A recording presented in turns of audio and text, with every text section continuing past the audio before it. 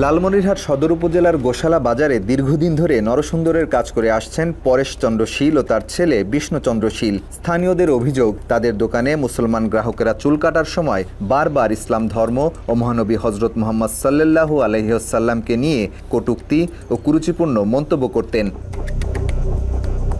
খোঁজ নিয়ে জানা গেছে ২০০০ সাল থেকে ২০২৫ সাল পর্যন্ত এই বাবা ছেলে মুসলমান সমাজের বিশ্বাস ও ধর্মীয় অনুভূতিতে আঘাত করে এমন অনেক মন্তব্য করেছেন।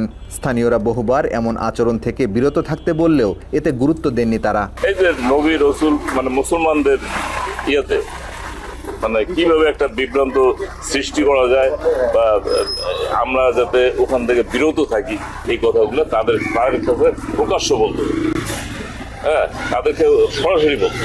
এগুলো জিনিস একটা ওয়াজ মাহফিল নিয়ে একটা কথা হয়েছিল, আমাদের এখানে হাফেজ দেওয়া হবে ওয়াজ মাহফিল। তারপর দেখলাম তো দাদা দুনিয়ার টাকা উঠাইলো, এগুলা শুধু এই যে টাকার ধান্দা। হ্যাঁ, এই মুসলমানরা আর কোনো কাম নাই, দুনিয়ার টাকার ধান্দা।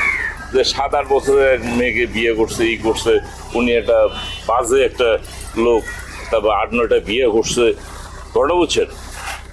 কিন্তু হ্যাঁ, উনি এইভাবে কথাবার্তা বলছে। সবশেষ 20 জুন শুক্রবার ওই দোকানে চুল কাটতে গেলে 19 বছর বয়সী নাজমুল ইসলামের সাথে আলাপকালে ইসলাম ধর্ম ও নবীকে নিয়ে আপত্তিকর মন্তব্য করেন পরেশচন্দ্র শীল।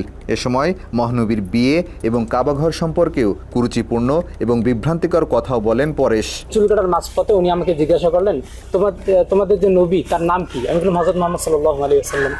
তারপরে উনি আমাকে জিজ্ঞাসা করলেন যে তার স্ত্রী ছিলেন কয়টা? আমি বললাম 11টা। তার পরবর্তী বললেন যে সবার যে ছোট ছিল জয়নাব না জানি কি জানি নাম, তার নাম জয়নাব না, তার নাম হলো হযরত আয়েশা রাদিয়াল্লাহু তাআলা আনহা। এখন বললো, আচ্ছা বলো তো যে তার যে নবীজির যে বয়স, হ্যাঁ, সে কিভাবে পারলো যে তার মেয়ের বয়সী একটা বাচ্চা মেয়েকে বিয়ে করে এই যৌন নির্যাতনটা কিভাবে করলো? তো আমি সঙ্গে সঙ্গে মাথা ঠিক রাখতে পারলাম না। এখন চুল কাটার মধ্যবর্তী অবস্থায় আমি চুপ করে থাকলাম। ওনাকে বললাম আপনি আর একটা শব্দ বলবেন না, চুপ করে থাকেন। এখন চুল কাটছে, এখন শয়তানের ওরে শুধু লারে আমাকে বারবার ঘুতাইতেছে আর বলতেছে, আচ্ছা বলো তো এই অকামটা কেমনে করলো? আমাকে এভাবে বারবার আমাকে ফুসকানি তুলে দিচ্ছে। তো মধ্যবর্তী শেষ পর্যায়ে চুল কাটা আমি ওই অবস্থায় দাঁড়িয়ে গেলাম। দাঁড়ানোর পূর্বে উনি আরেকটা কথা বলছে যে তোমার দাড়ি রাখার কোনো প্রয়োজন নাই, শেষ বয়সে তুমি দাড়ি রাখবে, এই যুবক বয়সে দাড়ি রাখার প্রয়োজনটা কি? এই ধরনের কথাবার্তা করে আমাকে বিভ্রান্ত করার চেষ্টা করছে।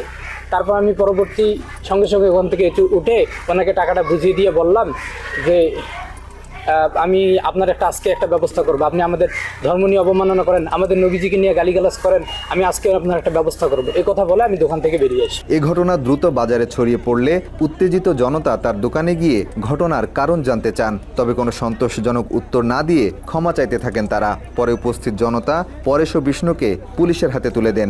জিজ্ঞাসা করার পরে ওনারা আমতা করে পরে আমাদের এইভাবে বলিনি, হ্যাঁ ঠিক আছে, আমাদের ভুল হয়ে গেছে, আমাদের ক্ষমা করেন, আমাদের মাফ করে দেন। তারপরে থানায় খবর দেওয়া হয়েছে। থানায় খবর দেওয়ার পরে থানা তদন্ত অফিসার এসে তাদেরকে থানায় নিয়ে যায়। ও নিজে স্বীকারোক্তি দিয়েছে ওই জায়গায়, ওই যখন ওরা আসছে মসজিদ থেকে, ও নিজে স্বীকারোক্তি দিয়েছে। হ্যাঁ, উনি বলছে উনি নিজে স্বীকারোক্তি দিয়েছে। আমি বলছিলাম বলে না, এরকম আলোচনা না করাই ভালো। কি আলোচনা করে? এই যে মনে করেন ওনাদের ধর্মের কথা, আমাদের ধর্মের কথা, তোমাকে এগুলো না করে, সবাই তো বোঝে না, এগুলো না করাই ভালো। এরই মধ্যে আজিজুর রহমান নামের এক ব্যক্তি বাদী হয়ে লালমনিরহাট সদর থানায় ধর্ম অবমাননার মামলা দায়ের করেছেন। তিনি বাংলাদেশনকে বলেন, মামলার পর থেকে তাকে এবং সাক্ষীদের বিভিন্ন নম্বর থেকে ফোন করে হুমকি দেওয়া হচ্ছে। ইসলামী জঙ্গি বলে হত্যার হুমকিও পেয়েছেন তারা। প্রতিনিয়ত আমাদেরকে ফোন করা হচ্ছে এবং বিভিন্ন ধরনের হুমকি দেওয়া হচ্ছে। দেশীয় নাম্বার দেখতেছি না, এগুলো বাহিরের নাম্বার দেখতেছি। হয়তো বাহিরের থেকে আমাদেরকে বিভিন্নভাবে হুমকি দেওয়া হচ্ছে যে আমি বাদী হইলাম বা আমাদের সঙ্গে কেন এই সাক্ষ্যদাতারা আমাদেরকে সাক্ষী দিতেছেন।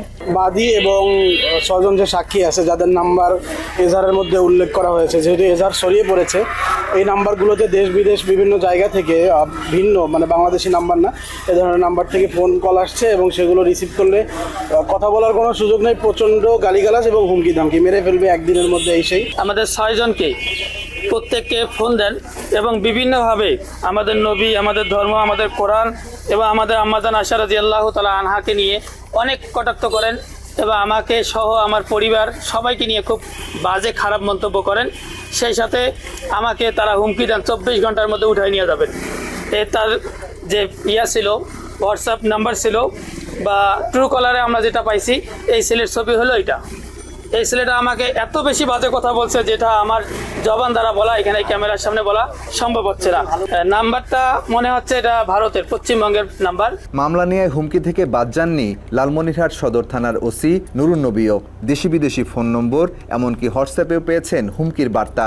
অকথ্য ভাষায় করা হচ্ছে গালাগাল, ইসলামের নামে ভণ্ডামি না করতেও দেয়া হচ্ছে সতর্কতা।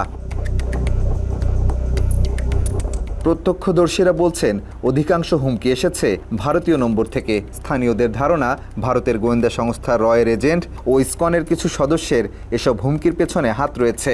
মোহাম্মদ মুস্তাফা সাল্লাল্লাহু আলাইহি সাল্লামের নামে কটূক্তি করেছে, এটা তো কোনো মুসলমান কোনো ব্যক্তি এটা সহ্য করবে না। এবং যারা বলেছে তারা ইসকনের সদস্য। ইসকন আজকে এইভাবে বিস্তার লাভ করছে আমাদের লালমনিরহাটে। হ্যাঁ, ঘরে ঘরে এখন ইসকন পাওয়া যাচ্ছে, হিন্দুদের ঘরে ঘরে এখন ইসকন পাওয়া যাচ্ছে। বিশু এবং বিশুর বাবা ইসকনের কাজ করে, সেহেতু আমরা ধারণা এটা করতে পারি যে ইসকনের লোকেরা এই বিষয়ে আমাদেরকে হুমকি দিতেছে। তারা সাহস পায় কোথায়? তাদের সাহস একটাই, তারা রয়্যাল এজেন্ট, তারা ইসকনের সদস্য। ইসকনের অর্থায়নে তারা আজকে এত বড় স্পর্ধা দেখাতে পারতেছে।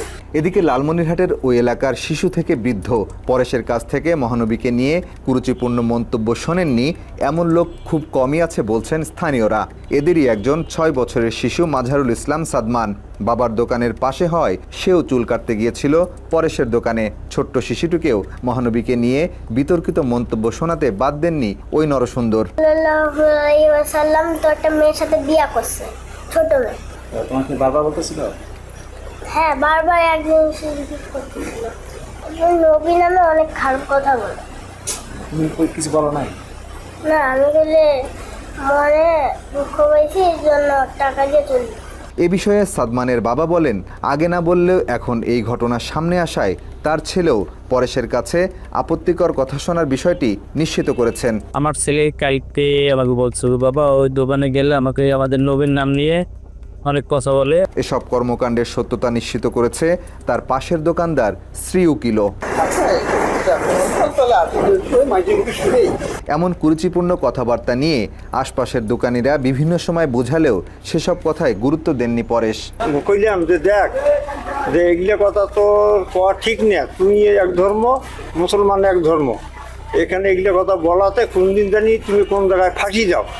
তা আল্লাহর কি কাম, অতিরিক্ত পাপ হইলে যা হয়। তা ওর কিন্তু এই রিপোর্টগুলো সচরাচর 100টা কাস্টমারের মধ্যে 90টা পাবা এই রিপোর্টটা। আমাদের ওই তাফসির মাহফিল হয়, এইটা সাউন্ড নাকি ওর খুব প্রবলেম হয়।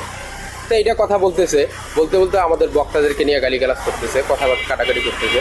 তা আমরা ওকে, আমি আর আমার ওই সাসাদ ভাই একদিন নিষেধ করছি, ও কথা শোনে না। ওদের দোকানে যদি আমরা চুল কাটতে যাই, ওরা বলে তোমাদের এই রসুল ভালো না, এই রসুল ভালো না, এই মসজিদের ইমাম আপনাদের মুসলমান ত্যাগ করছে, এই কথাগুলা নিয়ে অনেক নাড়াচাড়া করে। আমরা একে অনেক বুঝেছি যে ভাই তোরা তোদের ধর্মে থাক, আমরা আমাদের ধর্মেই থাকি, কিন্তু ও মানে না, কথাটা শোনে না। এনার এটা হলো স্বভাব চরিত্র হইলো, এটা আমি অনেকদিন না করছি।